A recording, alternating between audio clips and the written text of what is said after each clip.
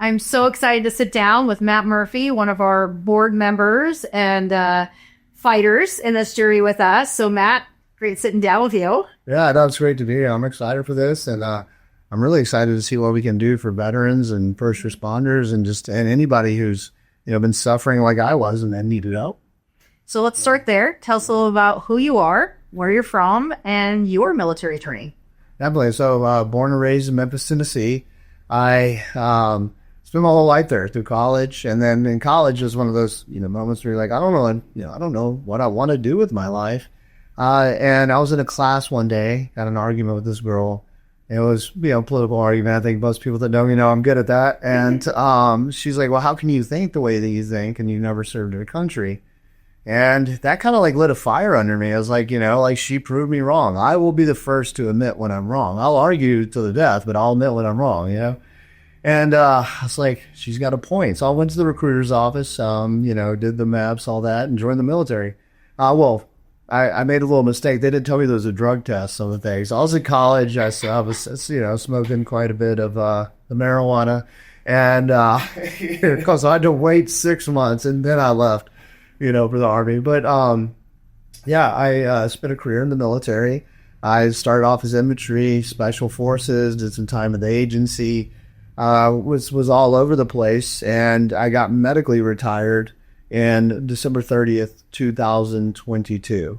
Multiple deployments to Iraq, one to Afghanistan, but most of my career was spent in Syria or around Syria dealing with the Assad regime, ISIS, all those other things. So lots of combat. A little bit about, leading up to the medical retirements, what was the different injuries, build up, how you kind of manage the symptoms, and kind of walk us through a little bit of that build up before you got medically retired. Well, everyone does it differently, the management of symptoms, but it started off with when you do things like infantry and the deployments and just every day for 13 months out walking around, tons of gear on, getting in, fights and, all the stuff that happens in the combat environment. You start to just elaborate that a little, because I think a lot of our listeners are really hearing, they don't understand. Right. That, I learned that your gear alone and how much extra impact is. So just kind of help to paint that picture for people of what your body is going through during these times. 100%. So you're not, it's 120 degrees on site, almost every day. You've got anywhere between 50 to 80 pounds of gear on when you talk about all the body armor, all the plates. Because you literally, when I was in the infantry in those days, this was 2007, in Iraq, you looked like a samurai warrior. It's like every time someone got shot, now I'm not making light of that, or something happened, they would send another piece of Kevlar or something that you would put on. I mean, you looked absolutely ridiculous. And it's 120 degrees outside, and you're just covered in body armor and Kevlar. And I mean, you look ridiculous. You have like a, what they call the nut protector hanging down, knee pads, elbow pads. I mean, like you're just ready. You're ready for it. But all that, it's just that wear and tear, and a lot of guys start to obviously get back problems even after one deployment because you have to wear that every day, and then the weight from the ammo, whatever guns you're carrying, whatever backpack you're carrying for your position or job on the team, whether you're the breacher guy. So you've got, 40, 50 pounds of tools strapped to your backpack on top, in a backpack on top of all that other stuff, or you're the medic and you've got the, all the medical gear. So everybody's carrying all kinds of ridiculous weight and extreme heat. You're not eating the best. I mean, the first 6 months we were in Sadr City, we were living on Hot Pockets. It was literally Hot Pockets, breakfast, lunch, and dinner, because we didn't have a cook or a kitchen or a food supply or a food chain set up yet. So lots of nourishment, lots of vitamins, minerals, and vegetables. So talking about you're not, none of that stuff. And then you're going to send care packages full of candy, So I had a candy pouch, and I would just blow pops and Tootsie Rolls and whatever people said. I'm just eating candy all day. Because that was just about little source of happiness, chain smoking cigarettes. Most of us were in those days, So there's not a whole lot at all going on good for your body, good for your health. And then when I went into special forces, the way you were treated got a lot better. The food you got a lot better. The things that you had access to when you were home for personal trainers, acupuncture, the fitness programs, the dietitians, we had access to a lot of amazing things, but we're putting our bodies through absolute hell, and the weights get heavier, the stuff that you do gets a lot harder, and what's expected of you, the requirements get a lot higher, right? So there was never kind of like a balance ever, really. And so what were the injuries for you, and what was the progression? So mostly started off with the TBI, the concussions. I got lucky. I never got shot. But it was a byproduct of a lot of concussions and explosions and things like that. And so you have, you start to get for me, it was really just the wear and tear on my joints, like my knees, my lower back, knees mostly at this point, just all the running, the ruck marching, the carrying all of that weight, the nonstop training to be, stay at that, tip of the spear of, fitness, weightlifting, it just is a nonstop grind and just, tear down on your body. So my knees, lower back were two of my biggest problems. Then my shoulders, started to really drive me insane along with the TBI. So I was lucky and I never had anything like a disc slip, or I never had, such a detrimental injury that all my cartilage eroded away, or, those bone on bone. I just got lucky. Some people say it's genetic. Some people would say it's luck. A little bit of everything, I guess. But, still a lot of wear and tear and a lot of pain. Some days were good days. Some days were, terrible. Yeah. And how are you managing that pain at this point? There's in the military, we have this thing, just take a knee, drink water, continue on kind of thing. And you get a lot of ibuprofen, they toss ibuprofen 800 milligram, those big ones around like candy in the military. You just take ibuprofen, drink water, and you deal with it. Right. You don't want to get you're not going to get a surgery. I never was serious enough, I think, to get a surgery. But most guys just avoid it when they're serious enough because they don't want to be out of the fight. They want to stay in it. You get brainwashed. You can't let your team down. You can't let your mission down. And, it's not necessarily brainwashing. You can't. That's your job, a little bit of both, I guess, and so then you just keep going. And luckily in special forces towards the end, there was a lot of resources to try to help you. But even then, once you get too far past that power curve, the rehabilitation type stuff like physical therapy, PE, acupuncture, all that just kind of keeps you not crashing at that point. It's not healing anything because you're never not going to be on another deployment or another run. So what really messed me up though was in 2017. I had just gone and worked for another government agency for a while, and most people in the military know this, that every year or 6 months or whatever, you have a vaccine schedule that you have to do. So in special forces, we have to take a lot more vaccines and boosters than the regular military because of the environment we employ. That is what they tell us. They just stick stuff in us. We just have to deal with it, So from anthrax to smallpox to, you name it. We're just getting all kinds of vaccines stuck in us. Well, because I was at that other agency, I never really went to the doctor to get those things done. So when I came back and was getting, quote unquote, reintegrated into, being on a team, or off that mission, then they put every vaccine that I had missed in those years in me at once, right? So then next day, I'm admitted into Vanderbilt with an acute pancreatic attack. Yeah. Just logic I'm trying to think about, like if you've already missed them, and you're getting the current ones, like for what purpose? And because it already has this roster. Well, you've missed this, you've missed that, you've missed this. Well, you got to do it. Because wouldn't one be sufficient instead of the 4 you missed? Well, logic is not something that really exists in the military. If there's a list, if there's a tracker is what we call it, of things that you have to do, you got to do this, man. Like, your red is what they were calling on your vaccines. So you got to go get all these, and so then you get them all. Yeah. Have a reaction. Yeah. Oh yeah. Some kind of reaction. We still don't know what exactly, right? There's no study that shows what happens when you do all those vaccines at once. So I get a pancreatic attack next day. I'm hospitalized for 7-8 days. It was hell. Pancreatic attack. They say a pancreatic attack. Sorry, I can't talk. is one of the most painful things you can experience, and I had nothing to really gauge that off of, in that realm. But it was hell. They had me on IV drip, Pilated, couldn't eat for like 5 days, it was just miserable. So the pancreas would, stop inflaming and calm down. And at the end of it, they ran every test in the book on me, all the scans, all the genetic stuff. And they're like, we can't tell you, why this happened. You're in perfect health. There's no gallstones, there's no blah, blah, blah. And I'm like, well, I mean, I kind of have an idea, right? And then they went on. They're like, well, you're cleared to go back to work. I'm like, okay. So I went back to work. Deployed, did all my stuff. And then 2020 rolls around, COVID. I think it was March 2020. I started feeling that pain in my side again. And yeah, it's a pain that is it's so painful, and it's also so, specific to that thing. You know exactly what's happening. It's like, I'm about to have a pancreatic attack. So I take myself to Vanderbilt again.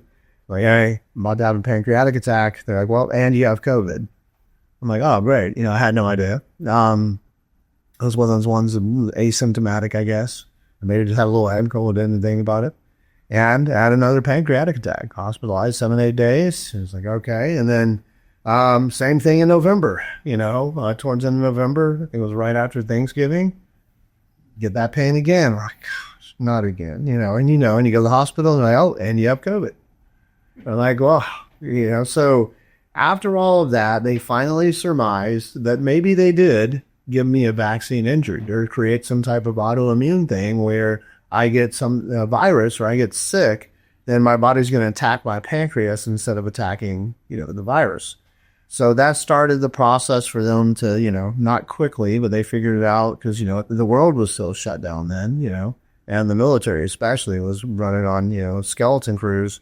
So eventually it took them a long time because of that to get to the point of, we had to medically retire this guy. You can't have 3 pancreatic attacks, and it's obviously now he has some type of injury, it goes back to that.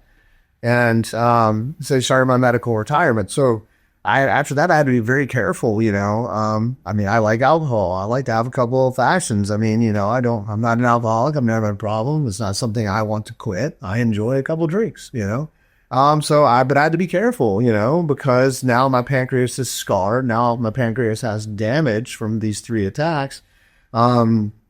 About what I drink. I have to be careful about what I eat. Like, something very spicy, something very fatty, which is all the things I like to eat, could send me into another attack. So, it was just walking on eggshells, and I would get these, what I called, quote unquote, flare-ups, from it.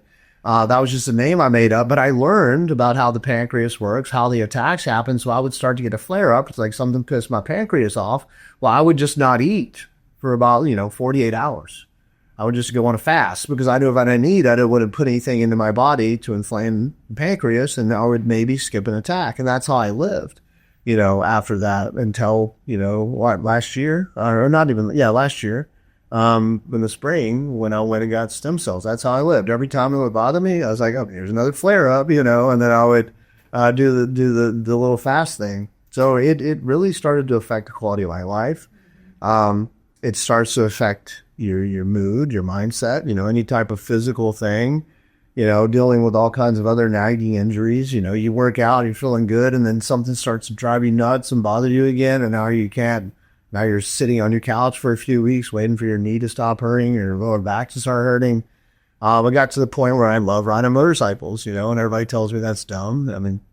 People tell you a lot of things. That's the only time I'm free and no one can bother me, right? I love being on my motorcycle. But I got to the point where I can only sit on my motorcycle with like 40 minutes without being excruciating lower back pain just from the position I was sitting in. So there's just all these things that were just making the things that I love to do, have a couple drinks, work out, ride my motorcycle, or even just be, active and involved in things. Because at this point, I'm running charities, I'm doing all kinds of stuff, building a business. And you can't just hide from the world for 2 days every time you have a flare up, and sit in the bathroom throwing up and puking. That's not any way to live your life, and and not in control of when it would happen. So you end up letting a lot of people down who expect you to get things done. So I was just in a mess from all the stuff, And if we also go back to, my guess is you were planning to get medically retired. No, I wasn't. That was not, the transition you were looking for. So also walk us through for you getting medically retired and now realizing what you had spent your life dedicated to. You now have to transition out of that. And tell us about that transition. Yes, it's not easy. It was easier for me. I'll get to that because there's a side story to that about starting the charity and everything that happened. But your life is flipped side down. This is my identity. This is my career. This is all I know. And I got kind of, I'm not going to say lucky. I don't know if lucky is the word, but I had another mission. So it was different. In 2019, I lost my sister, Sarah, to the fentanyl and the trafficking epidemic that's happening in this country. She got bad on drugs and just kind of disappeared one day on November 5th, and then her body was found in a river in another state in Christmas Eve 2019. And I ended up starting a charity called Operation Light Shine. And that was a journey. And so I'm still, active duty, while this happened. And, but we're shut down. There's nothing happening. They had pulled me off of a team because I lost my sister. I was going to do a few years as a JTAC instructor at group. That's kind of the break they were giving me so I could be home with my family. And I decided to start this charity. And next thing you know, this charity just kind of blows up overnight, And then next thing you know, I'm partnering with some Tebow, and we have a task force partnering with Homeland Security and, other agencies here in Nashville, Tennessee, and people around the world are flying in, to see what we've done. And then that charity ends up expanding into Florida and other states. And, so I had already built something by the grace of God that it just kind of just turned into something amazing. We were having impact. We were, helping law enforcement here domestically rescue kids. And then, in the middle of all of that, Afghanistan kicks off, and I'm at Tebow's house, hanging out with him when this happened. And I get a call, a text asking me if I can help get 74 Christians out of Afghanistan whose lives are in danger. And I'm like, probably figure something out, And then 5 minutes later, Tebow gets a call from Glenn Devitt, who's been working with us here now, or about to be, I guess, and asking him if he can help fund a mission to go to Afghanistan and help rescue people. And it's just like the stars kind of align thing. And next thing you know, we're running Afghanistan rescue operations. And for 2.5 years, we had active, rescue operations in Afghanistan, getting people out of country. The State Department used the things that we built to get into Afghanistan. It just turned into this insane, kind of thing. And then Ukraine, we got the band back together and did that all over again. And, so it's, all through all of this stuff, right? Getting out of the military, I was already in, quote unquote, running another military, if you will, right? On a smaller scale, because I was the CEO of Light Shine, and then Glenn hired me over to be the president of Sentinel when I left Light Shine. And so it was just one thing after another in the charity world. So I never really got, and I was blessed for this, by no means, the situation that got me into it was tragic, but blessed that I had another mission, I had another calling, I had another brotherhood, if you will. So a lot of the things a lot of veterans go through in that transition, to get out, and they lose their team, they lose their friends, they lose their identity, they lose everything that they've known, and now they're back in the civilian world where no one understands them and all of that.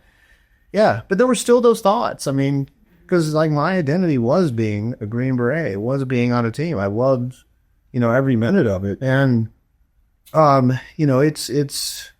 it's been a hell of a journey, and still now we own an Intel couple partners. We own an Intel company, and we still do all the crazy things. We've got people in some of those hostile environments in the world right now, running intelligence and, targeting operations. And, I've just been very blessed. I've worked my ass off for it. We've been very blessed for what's happened in life, but that's helped that transition. But it didn't help my medical issues. It didn't help all the things I was struggling with, in the background behind that. So I don't take that for granted at all, that I never had to really go through losing a purpose, losing myself, losing my identity. And but I had a whole nother weight of issues when it comes to human trafficking. I got towards the end when I just became someone I didn't recognize anymore. because of just the weight of that, all the things that were going on. The charity world is a nasty world too. Yeah, you know, it's especially when you're in the charity fight. There's always people trying to fight you, talk crap. There's always people trying to take what you have, take credit for what you've done. Shark donors, you know, everyone's fighting for the same dollars. There's only so many missions. There's only so many things. And that just the charity world turned to just, even on top of the human trafficking thing, where almost every day you're getting messages about girls getting raped or exploited or girls going missing, or, you know, it doesn't matter where it happens in the country. Someone's messaging you about it. Can you help? You know, and that mentally, like, what I realized, and the reason I say all that is, you know, I ended up doing 18 and a half years in the military, but really 16 and a half, because once I started the charity, my group commander just told me to get out of there and say kids. Because I was arguing, I was getting medically retired. She's like, just say kids. I'm, all right, cool. I didn't wear a uniform again after that day. But all that stuff that I had done in the military, you know, Iraq, Afghanistan, mostly Syria, the time at the agency, all that stuff, there was never any processing all of that, you know, because when you're in such a high op tempo, you don't have time to like sit around and think about what you've done, people you've lost, things that you've seen. You don't even really know what's affecting you, because while you're in that thing, you know, a lot of people will say, a lot of people deal with things, you know, other ways. At that time, my way of dealing with things was alcohol, partying in Nashville, and the ladies. That's how I, you know, between every deployment, it's just like, how much of all of that can I get in before I'm going again? So I never allowed myself to stop, to process, to look at these things. And it got me, again, to a bad place. And a common theme I continue to hear is it's also not a culture of talking about your emotions, because emotions, you know, that's not what you need on the mission. Emotions don't belong on the mission, or just talking about what you're going through, or, you know, or even, you know, raising your hand to ask for help. And so, like, that's the other thing I'm realizing is how many then suffer in silence, because it's not an environment where, you know, I've had one share with me that, you know, he decided he needed to sit out of deployment because he had just gotten blown up. Yeah. And his entire squad literally wouldn't talk to him again. Yeah. And it was like, and just, you're a traitor. Yeah. It's down. And it's just, and so that's the piece that I'm noticing, a theme of like, yeah, and it's also, you know, it's like a black mark to get, you know, to even raise your hand and say what's going on. And so now it's a culture where it's like, even if you were to stop to process, you can't even tell anybody you're processing, or you can't even talk to anybody about it. Or it's a tough culture. It really is, because of that. It's just, it creates a lot of angry guys. A lot of guys just, they lose sight and lose purpose, and people just get angry. And I've noticed even too, getting out of the military and doing the things that I've done, you know, the people you used to work with, some of them, they'll either be your biggest fan or they'll be your biggest enemy. You know, they'll attack you for every little thing. It's like this anger, this jealousy. Oh, you're betraying the group, or you're betraying the whatever, or, you know. And it's just like, dude, like there's just so many angry, lost people, and you just feel sorry for them. It's like, I think that's just one of the things is, one, people have a lot of trouble looking for help and sharing what's going on with them, because the mentality is, you know, the people around you, it's just kind of like this eat you alive mentality. And a lot of them can't get out of that. And, you know, I recently had someone that I was serving with that just went on a tirade against me. And I could tell you the drinking, you know, and just making up all these things that just weren't true about, you know, like why I started the charity and what I did and what the charities did and all this just crazy stuff. He sounded like just a drunk, crazy person. And like he was just losing it on me, right? You'd not, like, incoherently making sense, right? It didn't make sense. And just at the end of it, I was just like, look, man, I got mad at first, but I'm like, dude, like, you know, I'm been praying for you, man. You know, I'm just going to because you just see it just messes up so many guys. It just creates so many different dynamics of mental issues with guys, where it turns from like anger to like hate, to like what they hate about themselves, they project on others. And I've been there, because you go through these mental roller coasters because all you know how to do is fight, unleash the beast. And then you get in the civilian world and you see all these things and people are just angry all the time, with no outlet and no treatment. And I've been there too. It is a dark journey transitioning, no matter how you do it, from the military special operations into the civilian world, because you just don't really know how all those things affected you until you start to F your life up. Or F up the things around you, the things that you love. And usually the people you love and the things you love the most around you are going to feel what's happened to you the most. They're going to get that trauma there because they're the only ones you take it out on, and so it was a very difficult journey. And I'm still not perfect by any means, but I've been very blessed because of the things that I've done in life and the success that I've had. And that all comes from the people around me. Mm-hmm. I wouldn't be anywhere where I am today if it wasn't for all the people around me. One that helped me get there, that I was able to learn from. I mean, Ed, especially, one of my biggest mentors, now one of my biggest friends. We both share all of our crap with each other all the time, But having those people around me, not only to just help me develop who I wanted to be and this impact and success I wanted to have, and mentor me, but now they also helped me while I'm sitting in this chair today, be like, hey man, you need to do this. You need to get this help. You need to go see this person. Maybe you need to take a break for a minute, and it's okay, to just, figure it out, go deal with that, and the culture changed because like the civilian culture is so much different where there is empathy for people. People, for the most part, I've seen, do care. There's all kinds of opportunities to get treated and get fixed. And there's so many veterans doing great things. And there's so many people that our veterans just care and understand, they empathize with what we've been through and they want to do things to help us. And I've just been very blessed and fortunate to be a part of all of that and take advantage of those programs and get fixed. So now let's go back to you're having all these pancreatic flare-ups. You're now medically retired. Your back's hurting as you're just trying to ride your bike and have some freedom. Mm-hmm. And then you have a friend of yours that must have said, hey, I have an opportunity for you. Yeah. And tell us about that journey, because from what I heard, the first time you met, someone said, come get stem cells in Tijuana. Yeah. You're like, what?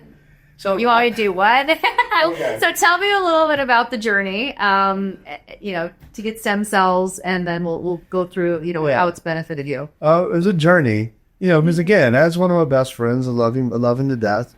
And, he started all this with, Scotty and Dedrick and all the amazing people down there, of course, it wasn't just them. But, Ed's a stubborn one that just doesn't take no for an answer, And I think that the beautiful part about all that was, I got to watch it come to this, right? And I remember in the early days, a lot of it was just trials, right? But we think this is going to work. I mean, it worked. And then it's like, all right, it works. We're pretty sure. And then it's like, and then they're like, hey, do you want to be a part of, a trial for this?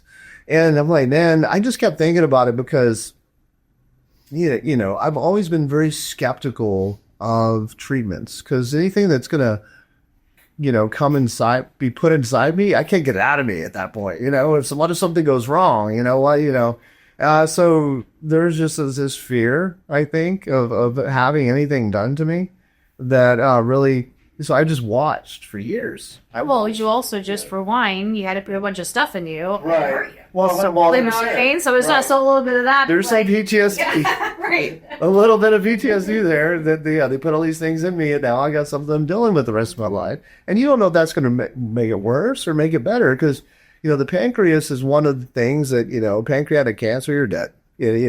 Once you start having pancreas attacks, they're never going to stop. There's not a whole lot of research on how to fix the pancreas. There's not, they're not doing pancreas transplants. Once your pancreas is messed up, as a man, I was so scared to have anything happen because I was like, I'm just going to, baby this little guy and then hope, pray God's going to fix it, whatever.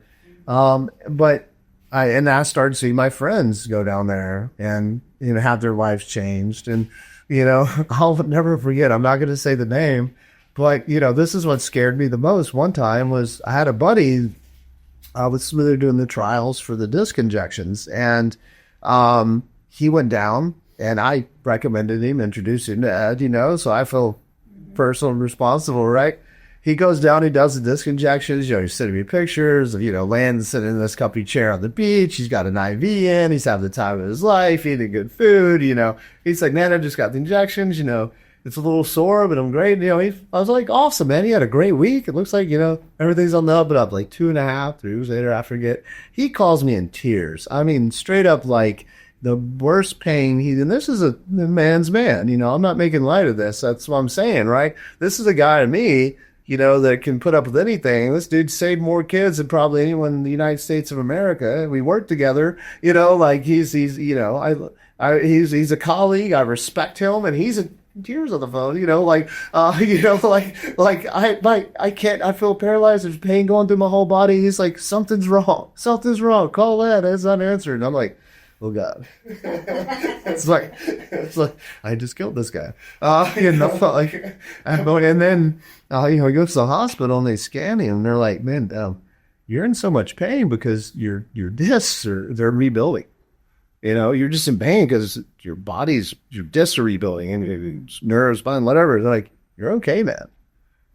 And now he's doing everything he wants to do in life perfectly normal again. He was about to get his whole neck fused, where he'd never even turn his neck again. And the stem cells saved his life. And not just saved his life like that, the quality of his life. He can be a normal person. He can work out, he can run, he can do jujitsu and all the other stupid stuff that he does.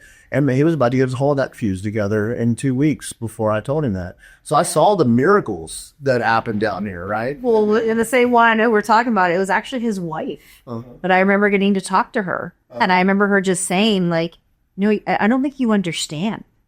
Like, I have my husband back. Yeah. Like, he was in so much pain and all I could focus on was the pain. And so that he's sure. And just, and she just really was like, you don't understand. He's present with the kids and he can play with the kids and like, he can now live again. Yeah. And she's like, I don't think you understand what this has done for our family. Bye, chick. And, and that's when I really has hit me. It's the wives. The wives over and over again continue to tell me. And it's like, you realize like, yeah, it's like they're changed, but now they're changed for their family and their kids, and like and the ripple effect that'll have for their kids now that dad, it's kind of not like, is dad getting off the couch today, or is dad gonna be able to come hang out with us today? Yeah, it affects everyone around you, and then because you see that you're not able to be who you need to be for the people around you that you love, it starts to even eat at your psyche more, right? It's like this butterfly effect, or and just all right. So now you're having this moment where you're like, man, I'm supposed to go. I just had somebody go and, been there. So then, okay, so you finally say yes. So I finally say yes. And I went down there. I don't remember the month now. I'm still blown up a lot. That never changes. But the brain fog is gone. Yeah, it was maybe March, April, somewhere around there. I went down there in 24. And I was all right, we'll give this a go. And I did 200 million stem cells IV. I did 20 million in my manhood, and yeah, it was a great week. We did the hyperbaric chambers and the what's that where they pull your blood out and put IV ozone and the Myers cocktail, and you're sitting on the beach, in a chair staring at the beach, getting all this done. Matt, this isn't scary Tijuana? Yeah, no. Well, I mean, there's parts of Tijuana across you go typical. I mean, that's yeah, we went to me and Max Payne, the UFC fighter. We made sure to go to all the sketch areas, and it was like, all right, we're gonna get a fight.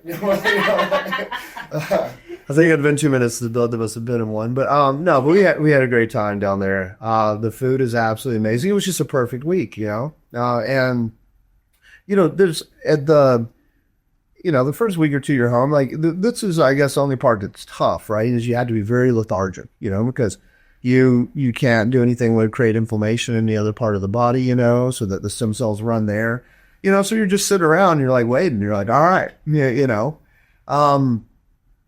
but it changed my life. I can ride my motorcycle all day now. My knees don't hurt. None of my joints hurt. My shoulder that was driving me insane, like every time I move it, a nerve would pinch, it's fine.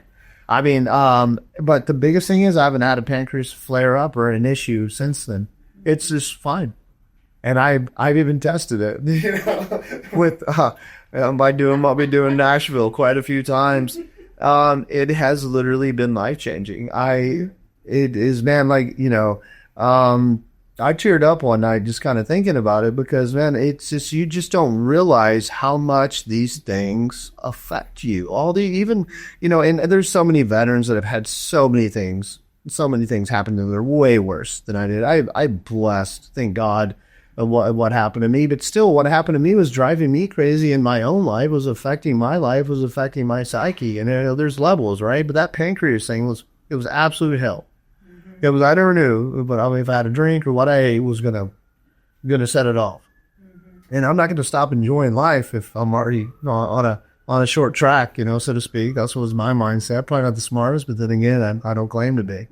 So I'm going to ask this and ask you to repeat the question as you answer it. Yeah, 100%. What has been the biggest blessing for you getting stem cells? So the biggest blessing for me getting stem cells is I have me back. I'm 41, but I feel like I'm 21. I feel great. I don't have any issues anymore. Like, everything works great. Everything works fine. Pancreas, I mean, no issues, nothing, no problems. So, it's a miracle. There's nothing else you could do There's nothing else in the world that you can do that would have done these things for me. And, it's amazing just to be able to get up from a chair and my knees don't hurt, or I'm not like, or just the little things, that turn into bigger things in life. I feel like a brand new person. I love that. So now let's fast forward, and I meet you. Yeah. And you agree to join the fight. Yeah. And so you agree to come on as Miracle Hope and a board member, obviously out of a gratefulness of what you've been through. Yeah. So tell me a little bit about the importance of Miracle Hope and our Healing Heroes program, and what the importance of that for our community. Oh, well, for sure. Well, here's the one thing, Ed came on to the board of Light Sharing with me and helped me, manage and build that thing. So I could not say no, but this is a passion for me because I see so many of my buddies suffering. And I've lost so many to suicide. And as we're learning and studying it, a lot of the suicides come from pain and just the inability to cope anymore and to make it go away. That's the solution, right? So coming onto the board is, I've obviously had a trial by fire experience in the charity world from, running two of them and starting one, right? Is that, man, there's the sky's the limit to where we could go with this, because there's so much crap out there. And I don't want to insult anyone by any means, right? But there's, this, we talked about this earlier, this whole best of intention complex. And you've got a lot of guys with the best of intentions that were veterans or love veterans that want to do stuff to help them. And you're starting to see, maybe some get help, but you're starting to see a lot more, have a lot of issues and things. And so there's no standards of care. There's no, quote unquote miracle solution. Even stem cells aren't a miracle solution for everything. So coming on the board here, it's like I can help fellow veterans that have been through probably so much worse than me on the health side, right? Or even not as bad as me. I'm not trying to put it on a scale, but I can help other veterans get their life back, at least their physical health back, right? And help build that out, fundraise for it, and build programs to do that. And to me, that's everything, because all I've tried to do since I left the military is help people. Right. And just, I think in the military, that's just what you do. It's that selfless service. You are trained to fight. You're not going overseas for you. No one's going to fight wars for $70,000 a year. I promise you, it doesn't pay well. You're not going over there for any other reason than to serve your country, to fight for your future. Right. And, so that selfless service, part of me is just, it's still going, and I couldn't take any more. And just be honest to God's truth, mentally, I could not take any more of the human trafficking fight. It turned me into someone I didn't like. In case you think war's bad and war's dark, try hear about little girls going missing and getting raped and having horrible things happen to them by their fathers or uncles, the people that pretend to love them every day. It puts this dark lens, over you, right? But now, I've done my time, and I built organizations, or build an organization that's still doing great things, and helped run another one. And I've done my time in that world. So now it's my time to just be able to have a clear mind, I guess you could say, and do something else that's very important to me, is to help my fellow veterans. And hopefully can, all the guys and gals that come down can have their life changed like I have. I have not felt better in my life. And it's amazing. And again, I'm 41, but I feel like I'm 21. Yeah, and that's, I think, for us, we know that, the physical healing we've known. Yeah. We've known it's helping discs and shoulders and knees and, the physical part. But I think the one thing we haven't known is the impact it's been on mental health, and the impact it's been on, from a standpoint. And so when we look from that journey, because, the thing that I continue to hear is I wasn't suicidal, but I was not going to live in this pain much longer. Okay. And I hear that over and over again. And it's really interesting because now, after they're getting physically healed and the pain's gone, it's amazing how many of are opening up to me of yeah, that's what I said. But, I was pretty close to just saying I'm done. Yeah. I had no hope. I'm in physical pain.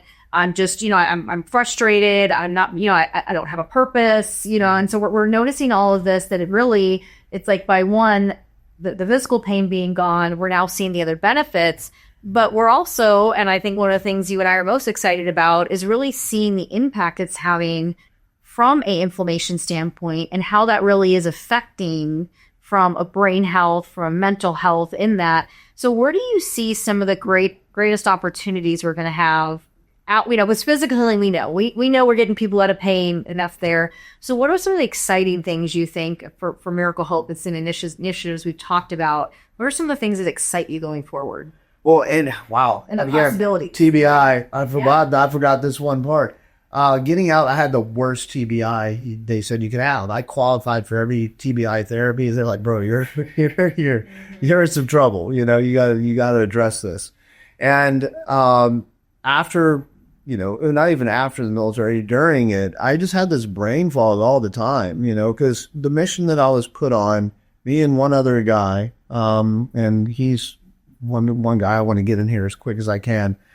He's got a minute left in the military, but we were put on a mission where we were doing this thing where we were experiencing this overpressure, and I think a couple hundred times a day, some days, and you were only supposed to experience this event maybe once a day, for healthy brain health. And we were messed up. I got knocked unconscious I don't know how many times.